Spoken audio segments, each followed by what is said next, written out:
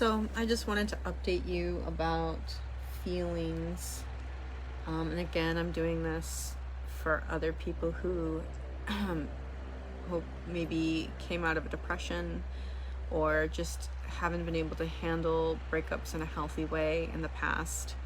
I am working on how to navigate those emotions after a long depression. Actually, I'm pretty sure I never really handled breaking up with a guy very healthfully, so that's what I'm trying to do right now. That's not what we don't say trying anymore. That is what I'm doing right now, as I am learning how to do this, and I am putting it out there to show others, hopefully, that there's a different way to go about it if they're in a similar boat as I was. So I'm starting to say to myself out loud and in my head more and more that it is over, that we're not ever going to get back together. It doesn't matter. I mean, it does matter how much we loved each other, but that's all in the past now. And I have a different life. I have a new chapter. And that I should be excited about the new chapter because there's lots of stuff happening. Building a business and my financial recovery will be happening. While I, in my heart do wish that he were here, I'm going to stop saying things like that. I'm going to stop saying that, even in my head, because what I've been doing is coming up with little stories in my head about like how it could possibly work out, you know what I mean? And there's no real scenario, but I keep going through things in my head and keep trying to not figure it out, but keep saying to myself, well, it could happen, something in the future could happen. But I don't think that's a healthy way to deal with this. I don't think that's the right way to do it. I think accepting reality is the way to go. I've never been good at that, though. Accepting reality has always been, in the past, one of my not well practiced skills. So that's something I'm gonna have to practice, accepting reality. And even if I don't like it, I have to accept it. It doesn't mean I have to like it. That's what my therapist Mary used to say to me all the time. Just because you don't have to like it, but you have to accept it. You have to like it, but you have to accept it. So yeah, I don't like it, but that's it. And today I was out at a group of ladies, lovely, wonderful women who were all part of the Alchemist Nation. So we're the Alchemist ladies, and we had like a great kind of business supportive meeting, and it went really well, and I had some fun. And then at one point I found myself feeling guilty for having fun, or like reminding myself like, hey, you shouldn't be having fun. Remember, you just broke up with the man that you love and blah, blah, blah. My mind starts doing that. And I don't think that's helpful. So I started thinking about, and that's good. It's actually a very positive thing though, because it's a thought that I noticed, right? I'm observing it and also observing the feeling it causes in my body. So that's a positive, right? We got to count the positives. So see, but the thing is, like, I'm also in my head, I'm like, it's not a positive, blah, blah, blah. I'm definitely holding on to the older way of doing things. No, I'm letting go. I'm definitely letting go of the older way of doing things. I'm just navigating that process, and figuring it out as I go along. I don't want to do this. I don't want to accept reality. I really don't. And so, but that's the sort of thing I have to stop saying. This is the thing, like, there are things that I want to say to you because it's what I'm feeling, so that you know what it is I'm feeling, what I'm dealing with, so that, I can talk to you about how I'm coping with it. But on the other hand, you don't want to say things like, I can't, like, I don't accept reality, or I'm not accepting reality or whatever, because you don't want to affirm that to yourself. But I'm going to do my best here. I'm going to navigate that as well. Navigate's my new word. I don't really know. But I was feeling guilty about it, and about the idea of having fun, and like, oh, it's too early for you to have fun. You shouldn't be having fun right now. You lost the person that you love. You guys had this amazing relationship and couldn't blah blah blah. Reminding myself of all the bad things because I was enjoying myself. That's not healthy. I'm sure other people do it, but that's not healthy. And it's so funny, when I identify these things that are unhealthy, I still want to do them. Like, okay, so that's unhealthy, right? Like, but I still feel like, no, I really should be making myself feel bad for feeling good or for feeling happy.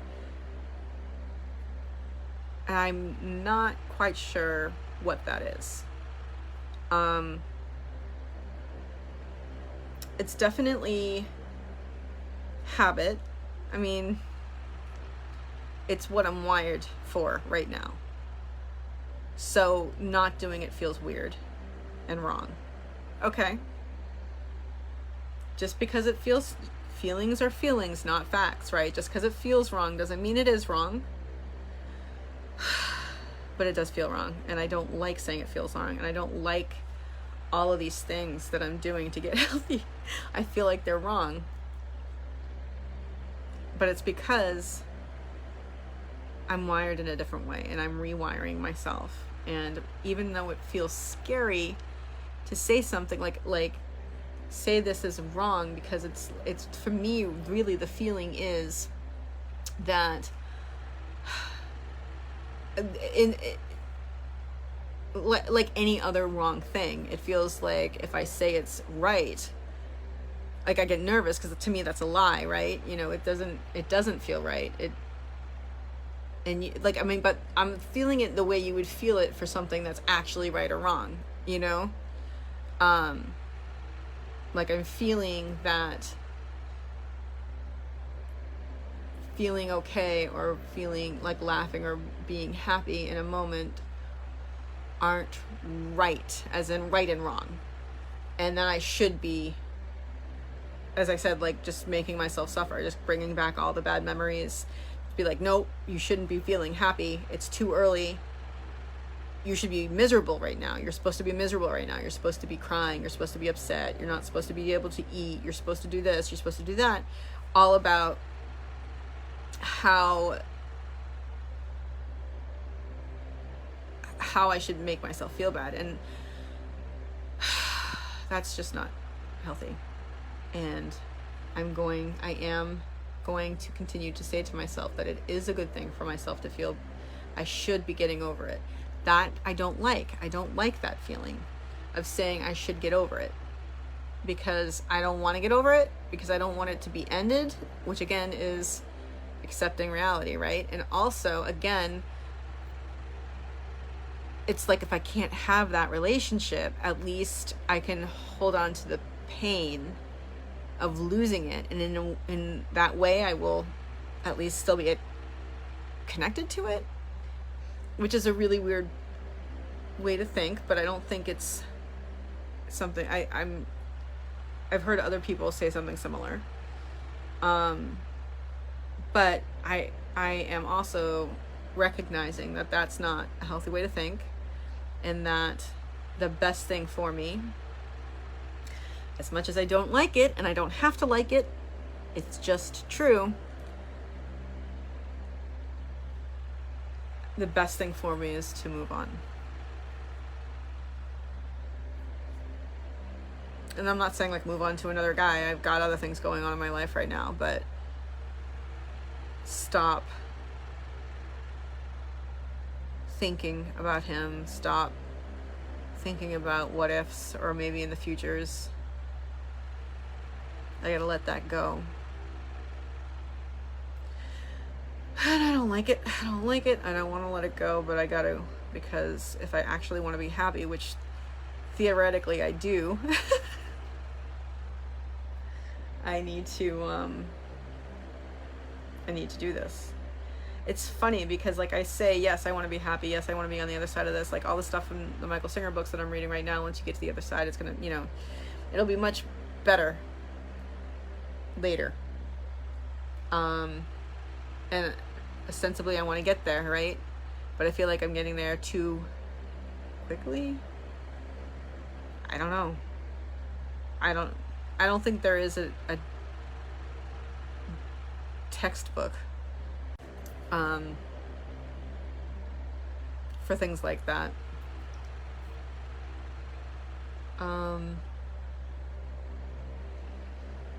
I think the best thing for me to do is to accept reality, which is that we are broken up and we're not getting back together, and we probably will not see each other for the rest of our lives, but we have that wonderful relationship, and we will always have it, and we'll always have everything that it did for us in our heart, and honestly, I'll always have love for each other in our heart.